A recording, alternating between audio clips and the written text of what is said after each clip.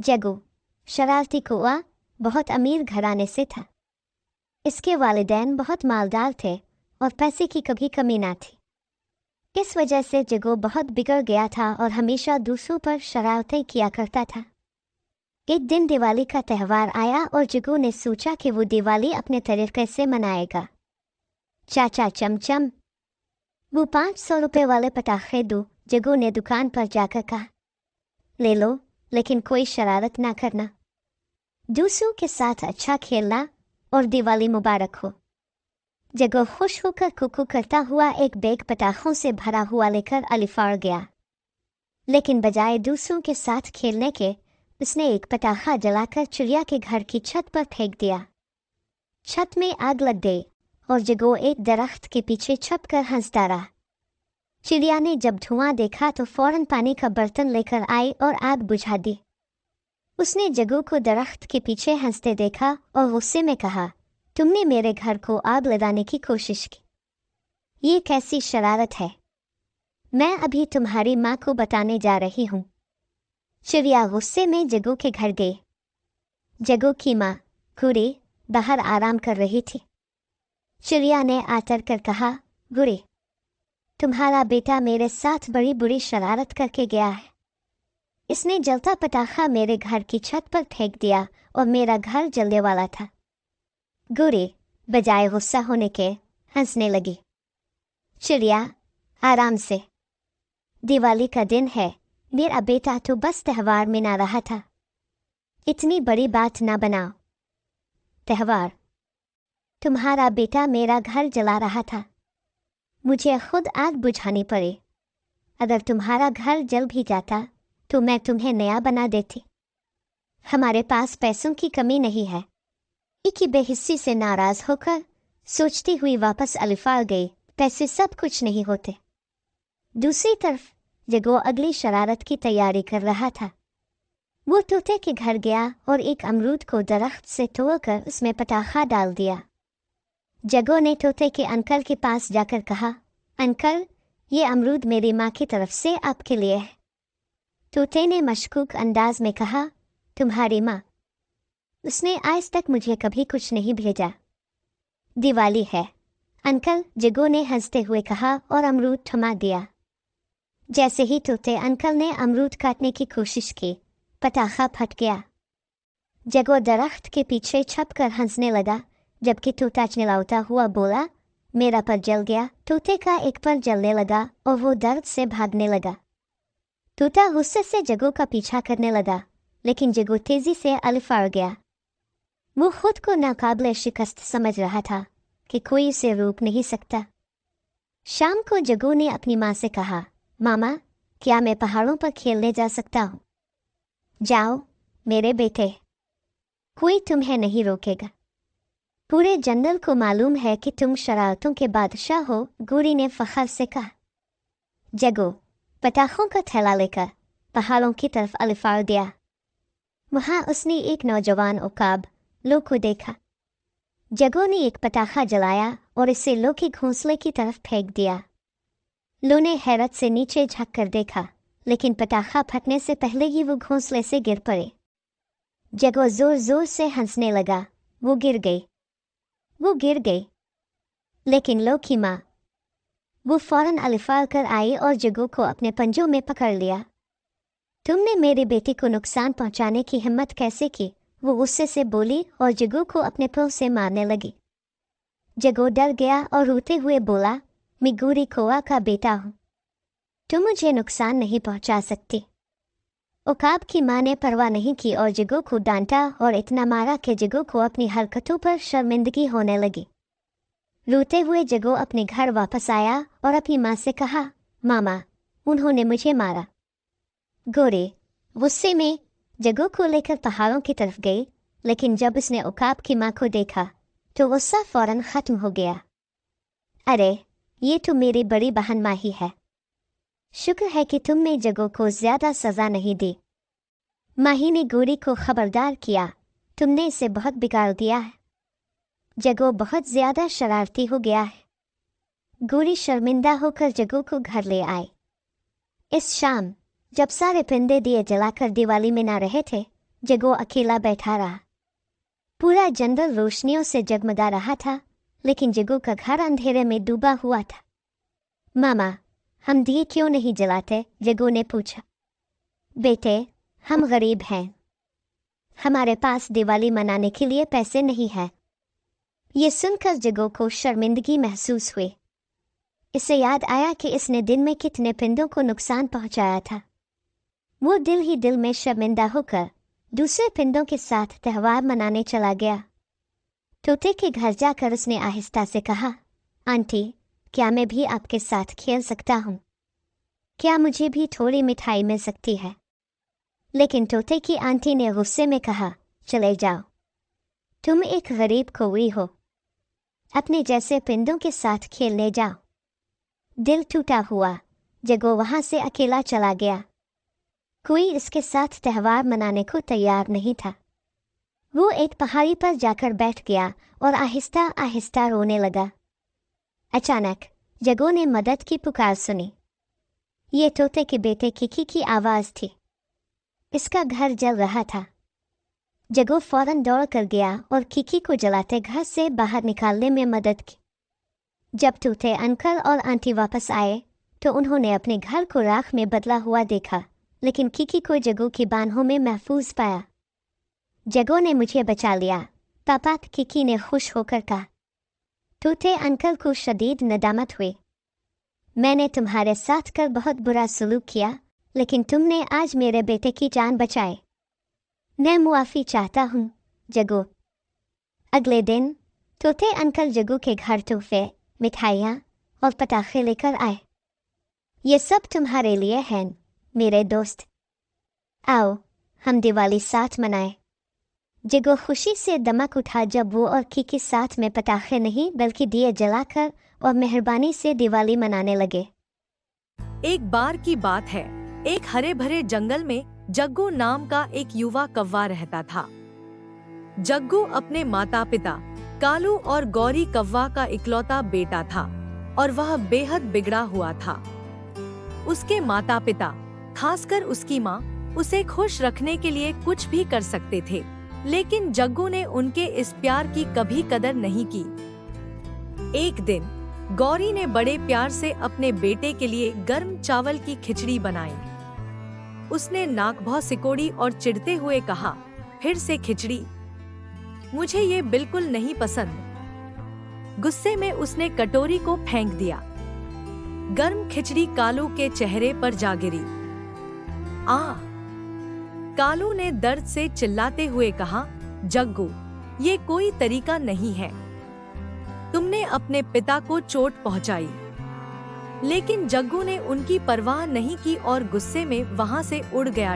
वह अपने दादा के पास शिकायत करने गया। दादा ने उसकी बातें ध्यान से सुनी और समझाते हुए कहा, बेटा, वे तुम्हारे माता पिता हैं, उनका आदर करो। लेकिन जग्गू ने उनकी भी बात नहीं मानी और गुस्से में कुछ खाने की मांग करने लगा। दादा ने भी उसे खिचड़ी दी, पर उसने उसे भी नापसंद कर फेंक दिया। दिन बीतते गए और जग्गू की शरारतें और बढ़ती गईं। एक दिन नदी किनारे उसने अपने दोस्तों किकी कबूतर और चीकू चिड़िया को गेंद से खेलते देखा। उसे जलन हुई और उसने उनकी गेंद छीनकर नदी में फेंक दी। अगर मैं नहीं खेल सकता तो तुम भी नहीं खेलोगे, उसने ताना मारा। उसके दोस्त गुस्से में घर चले गए और अपनी माताओं को सब कुछ बता दिया।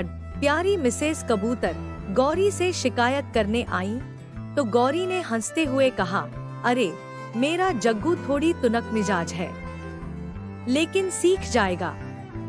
उसने जग्गू को डांटने से मना कर दिया, जो उसकी शरारतों को और बढ़ावा दे रहा था। लेकिन एक दिन जग्गू की यह आदत बुरी तरह बिगड़ गई। उसने गुस्से में अपनी माँ पर गर्म चाय का प्याला फेंक दिया, जिससे वह जल गई। जग्गू, मदद करो। लेकिन जग्गू ने इसे मजाक समझते हुए अनदेखा कर दिया। जब उसके पिता डॉक्टर को बुलाने गए, तब उन्हें एहसास नहीं था कि यह आखिरी पल था जब उन्होंने गौरी को देखा। दर्द से तड़पती हुई गौरी ने अपनी अंतिम सांस ली। जब कालू डॉक्टर लेकर लौटे तो उन्होंने देखा कि उनकी प्यारी गौरी जा चुकी थी। वे टूट गए और रोते रोते जग्गू को ढूंढने निकले, लेकिन रास्ते में वह कांटों की झाड़ी में फंस गए और रात होते होते उनका भी अंत हो गया। जग्गू को यह बात तब तक पता नहीं चली जब तक पड़ोसी दुखी होकर उसे यह खबर देने नहीं आए। तब उसे अपनी गलती का असली एहसास हुआ। अब वह अकेला था, अपने माता पिता के प्यार और माफी के लिए तरसता हुआ, लेकिन वे अब उसे माफ करने के लिए नहीं थे। उस दिन के बाद से जग्गू जंगल में अकेले भटकता रहा, बचे खुचे टुकड़ों पर जीते हुए। अब हर रात वह सितारों के नीचे बैठकर रोता और कहता, माँ, पापा, प्लीज वापस आ जाओ, मुझे माफ कर दो। मुझे पता नहीं था कि आप मुझसे कितना प्यार करते थे। एक हरे भरे जंगल में चिड़िया नाम की एक छोटी सी चिड़िया अपनी माँ रानो और पिता के साथ रहती थी। उसके माता पिता उसे बहुत प्यार करते थे, लेकिन एक दिन रानो बीमार हो गई और अपनी बेटी के भविष्य को लेकर चिंतित रहने लगी। पास के पेड़ पर एक कवि नाम की चिड़िया रहती थी, जो अपनी सौतेली बेटी के साथ बहुत कठोर व्यवहार करती थी। यह देखकर रानो को अपनी बेटी के भविष्य की चिंता सताने लगी। उसने अपने पति से विनती की, अगर मेरे साथ कुछ हो गया तो कृपया दूसरी शादी मत करना, नहीं तो हमारी प्यारी चिड़िया भी सौतेली माँ के हाथों दुख पाएगी। उसके पति ने उसे दिलासा दिया, ऐसी बातें मत करो, तुम जल्द ही ठीक हो जाओगी। लेकिन समय के साथ रानो की सेहत बिगड़ती गई। एक दिन उसने हमेशा के लिए अपनी आंखें बंद कर ली। चिड़िया टूट गई, अपनी माँ के पंखों को पकड़कर कहने लगी, प्लीज मामा, उठ जाओ, मुझे छोड़कर मत जाओ। उसके पिता ने उसे सांत्वना दी, अपने आंसू रोकते हुए वादा किया कि वह हमेशा उसकी देखभाल करेंगे। दिन हफ्तों में बदल गए। एक दिन चिड़िया के चाचा तोता मिलने आए। अपने भाई के गम को देखकर उन्होंने सुझाव दिया, तुम्हें दोबारा शादी के बारे में सोचना चाहिए। चिड़िया अभी छोटी है और उसे माँ के प्यार की जरूरत है। अनिच्छा से उसके पिता ने इस सुझाव को मान लिया और जल्द ही एक नई शादी कर ली। उनकी नई पत्नी टूनी देखने में तो दयालु और मीठी लगती थी, पर असल में उसके दिल में कड़वाहट भरी थी। शादी के कुछ दिन बाद ही टूनी ने अपना असली रूप दिखाना शुरू कर दिया। उसने छोटी चिड़िया को सारे घर के काम करने के लिए मजबूर कर दिया। यदि कुछ ठीक से न होता तो वह चिड़िया को डांटती और मारती। जैसा मैं कहती हूँ वैसा करो, नहीं तो तुम्हारे पिता को नुकसान पहुँचा दूंगी। टूनी उसे धमकाती थी। डरी हुई चिड़िया अपने पिता के पूछने पर भी कुछ नहीं कहती थी। हाँ पापा, मामा मेरी बहुत देखभाल करती हैं, उसने झूठ बोला, एक डर भरी नजर टूनी की तरफ डालते हुए। माँ के साथ रहना और कहीं अकेले मत जाना, ठीक है, उन्होंने प्यार से कहा। लेकिन उनके जाते ही टूनी की क्रूरता और बढ़ गई। उसने चिड़िया को खाने की तलाश में बाहर भेजा और जब चिड़िया सिर्फ एक दाना लेकर लौटी तो टूनी ने उसे डांटा। बस इतना ही लाई, एक भी बेर नहीं मिला, निकम्मी चिड़िया, कहकर उसे मारा। चिड़िया रोती हुई विनती करने लगी, प्लीज मामा, मुझे मत मारो। उसी समय एक राहगीर कबूतर ने चिड़िया की रोने की आवाज सुनी और दौड़ते हुए उसके पिता को सारी बात बताई। चिंतित होकर उसके पिता घर लौटे और देखा कि टूनी उसे चम्मच से मार रही थी और गुस्से में चिल्ला रही थी, तू अभागी चिड़िया है, काश तू यहाँ से गायब हो जाती। अपने गुस्से को दबाते हुए उन्होंने टूनी को डांटा, बस टूनी, मुझे सब कुछ पता चल गया है, मेरी बेटी को अकेला छोड़ दो और हमारे घर से चली जाओ। टूनी ने विरोध किया, लेकिन वह अपने फैसले पर अडिग रहे। उन्होंने चिड़िया को गले लगाते हुए कहा, मेरी प्यारी चिड़िया, मुझे माफ कर दो कि मैं यह सब नहीं देख सका। क्या तुम मुझे माफ करोगी? टूनी के जाने के बाद चिड़िया के पिता ने सभी जिम्मेदारियां अपने कंधों पर ले ली और हर दिन उसे प्यार और देखभाल से पाला। और चिड़िया के दिल में यह बात घर कर गई कि अब वह सुरक्षित और प्यार से घिरी हुई थी। उसके पास एक ऐसा पिता था जो कभी उसे दुखी नहीं होने देगा। जग्गू कौवा और उसका दोस्त कुकू चिड़िया रोज अपने अपने घरों में बहनों को मिलते प्यार को लेकर चिढ़ते रहते थे। मम्मा, आप हमेशा मेरी बहन को मीठा फल देती हैं और मुझे सूखा दाना। मम्मा ने समझाया, जग्गू बेटा, तुम्हारी बहन अभी छोटी है, इसलिए उसे अच्छे खाने की जरूरत है। लेकिन जग्गू के मन में जलन का बीज पनप चुका था। उधर कुकू को भी यही शिकायत थी। वह अपनी मम्मा से नाराज था कि गुड़िया को खिलौने और मीठे फल मिलते हैं, जबकि उसे सूखा दाना।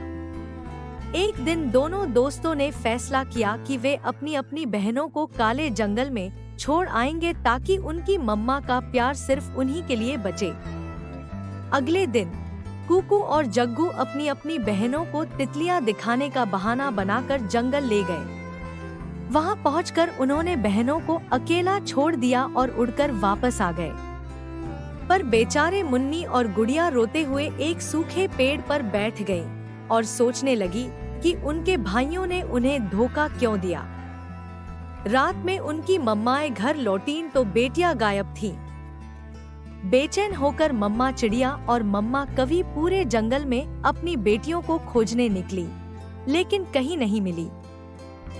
उधर कुकू और जग्गू सोच रहे थे कि अब उनकी मम्माएं सिर्फ उन्हें ही प्यार करेंगी, लेकिन मम्माओं की उदासी और रोना देखकर उनका मन बेचैन हो गया। अगली सुबह मिठू तोता जंगल में उड़ता हुआ मुन्नी और गुड़िया के पास पहुंचा। तुम दोनों यहाँ कैसे? मिठू ने चौंक कर पूछा। उसने फौरन दोनों को घर वापस पहुंचाया।